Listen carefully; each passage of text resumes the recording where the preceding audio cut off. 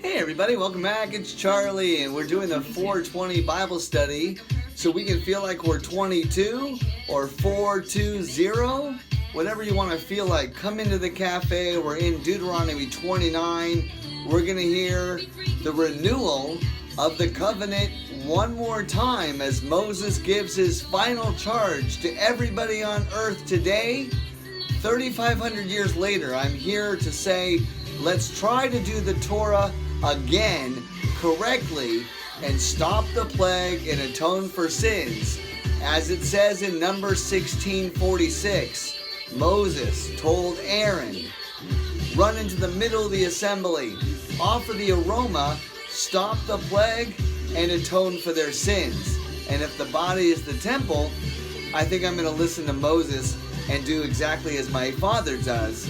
Aaron read doff as he offered the aroma of peace.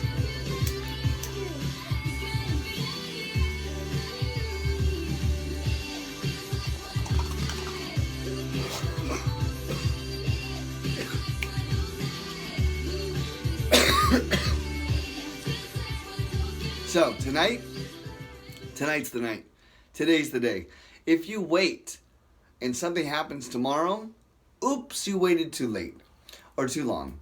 I think it's time. We've clearly seen there's a plague on earth, and everybody says it's an invisible, we're at war with an invisible disease at that point. That's our enemy. That was the word.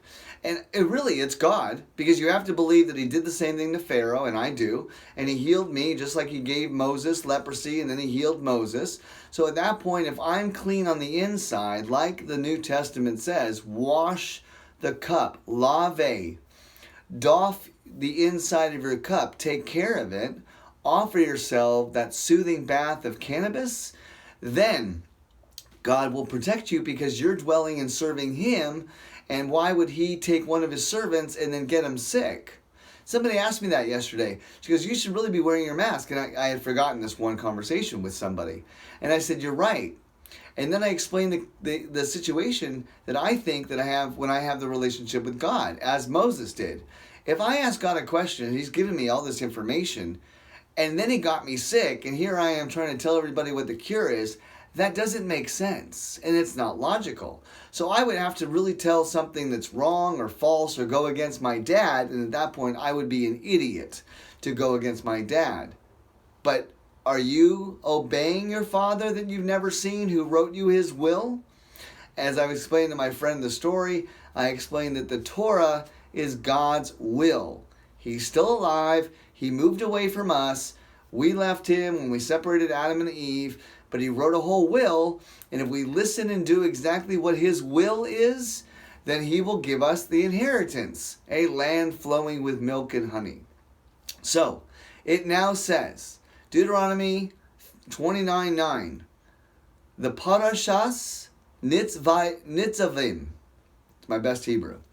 You are standing today, all of you, before Hashem, your God, the heads of your tribes, your elders and your officers, all the men of Israel, your small children, your women, and your proselyte who is in your midst of your camp, from the hewer of your wood to the drawer or the drawer of your water, to the woodcutter and the water keeper, for you to pass into the covenant of Hashem, your God, and into his imprecation that Hashem, your God, seals with you today. Here is the sealing of the covenant.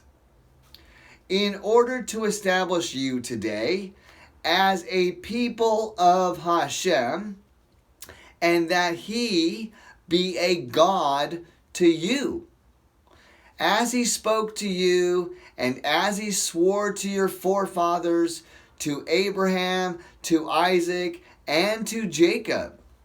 Not with you alone do I seal this covenant and this imprecation,